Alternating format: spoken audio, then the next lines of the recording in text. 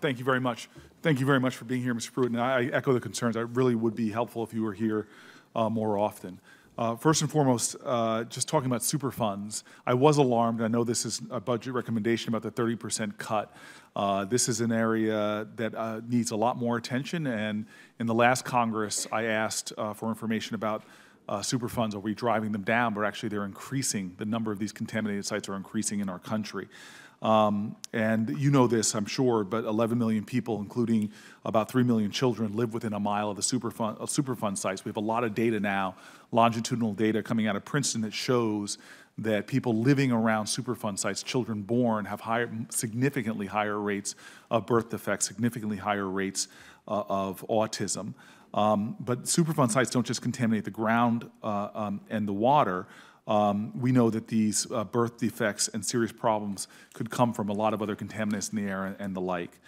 But there's an urgent risk that, from a study that I know you're familiar with, about a recent analysis that showed that 327 Superfund sites are at risk of flooding due to some of the impacts that we see with the climate changing.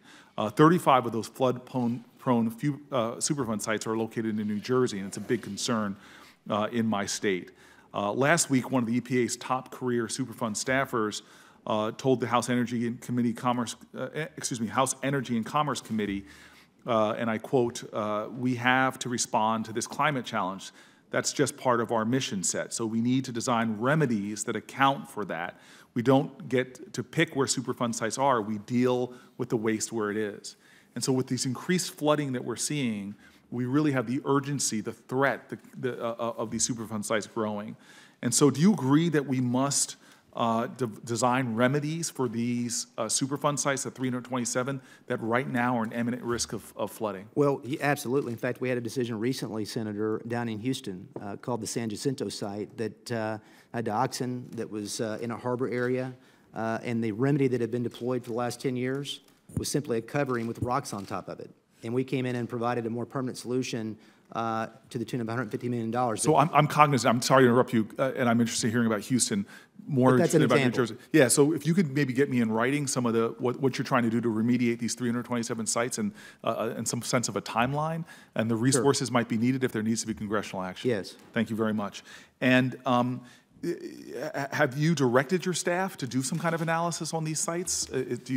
Well, we have taken the Superfund portfolio and we have as a priority to identify not just those 327, but of all the sites, what poses immediate risk to health across the full spectrum. So I'd love to get for QFR sort of understanding of your approach to this imminent health crisis.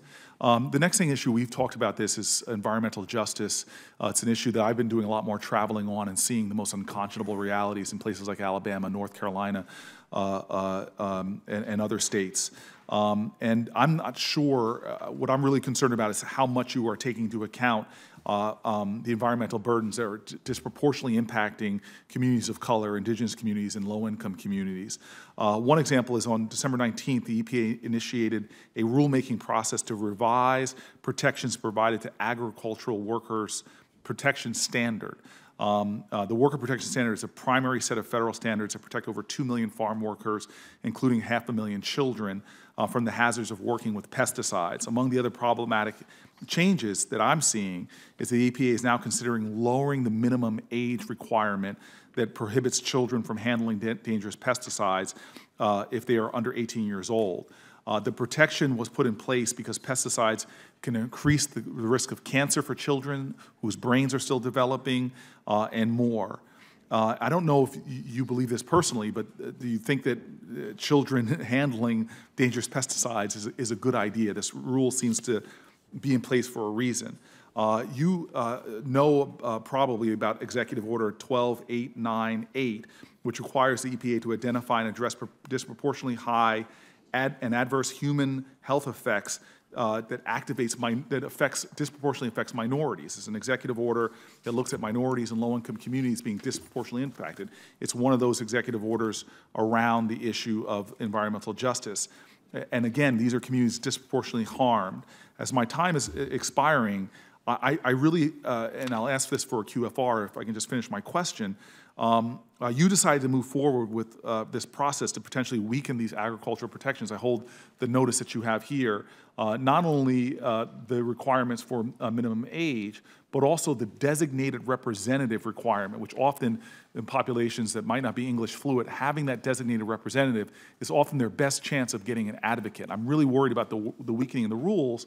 You cite the executive order on the President Trump's executive order on deregulation, but you don't have anything in here about expressing concerns about disproportionate impact on low-income folks in community and minorities.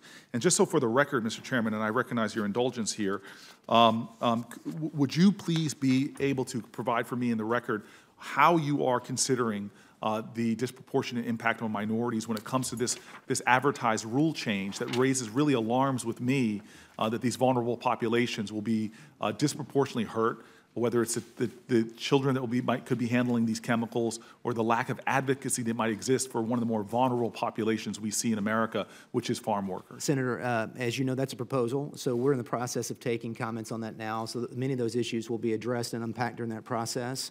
Well, consider this my comment, sir. But with respect to environmental justice generally, I want you to know that I've been, as an example, East Chicago, with respect to a Superfund site there. I think you and I talked about this during the confirmation hearing or process. I very much believe that we need to make sure that as we make decisions on key issues like East Chicago and the Superfund space, I spent time there listening to those stakeholders in making decisions one-on-one. So it's a very important aspect. We'll get the information to you on the other. Will you come to New Jersey for Absolutely. sites? Yes. Thank you. Thank you, Senator Booker.